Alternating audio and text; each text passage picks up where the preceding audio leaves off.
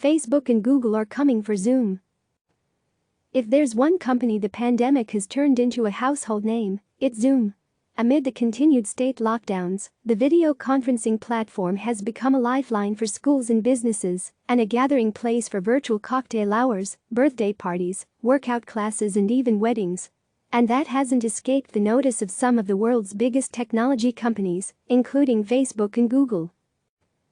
The two tech giants are now gunning for Zoom by ramping up their own group video apps, raising questions about whether they'll be able to successfully eat Zoom's lunch by leveraging the immense advantages they hold in scale and existing user loyalty. The added competition will also test whether Zoom has done enough to allay the privacy concerns that cropped up as its service was taking off. Facebook last week announced a new service it's calling Messenger Rooms, which doesn't require a Facebook account and allows up to 50 people to meet virtually for as long as they like.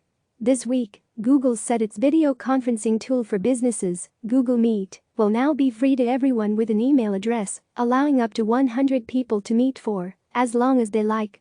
By comparison, Zoom's free tier allows 100 people to meet for up to 40 minutes at a time.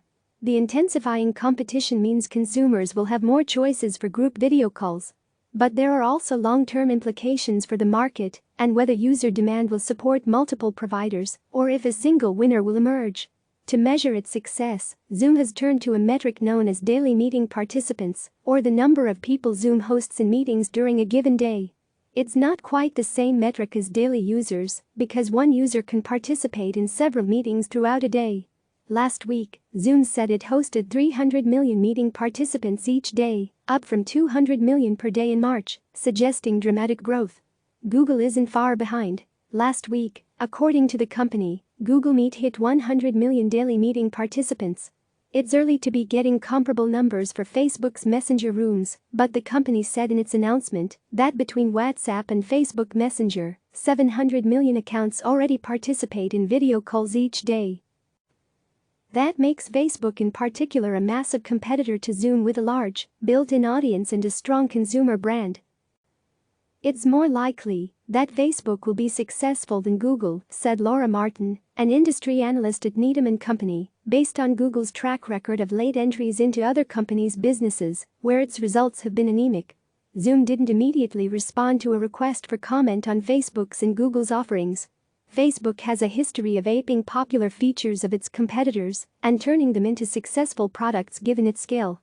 For example, its launch of Instagram Stories was widely viewed as an answer to Snapchat, whose growth subsequently slowed to a crawl. Whether Zoom faces the same fate is unclear. But some experts say video conferencing differs from pure social networking, where how many of your friends are also using the same service matters more. Unlike a social network, a user doesn't need to spend time replicating their hundreds of friend connections each time they join a new video call service, said Charlotte Slyman, a competition expert at the consumer advocacy group Public Knowledge. As a result, consumers may be more willing to multi-home or use multiple services on video calls. Jeffrey Mann, a competition expert at the International Center for Law and Economics, said the video conferencing market could easily be defined by several strong players rather than a single dominant company capitalizing on winner-take-all effects. Barring some self-inflicted catastrophe, he said, I don't see Zoom losing steam anytime soon. Click subscribe to receive the latest news.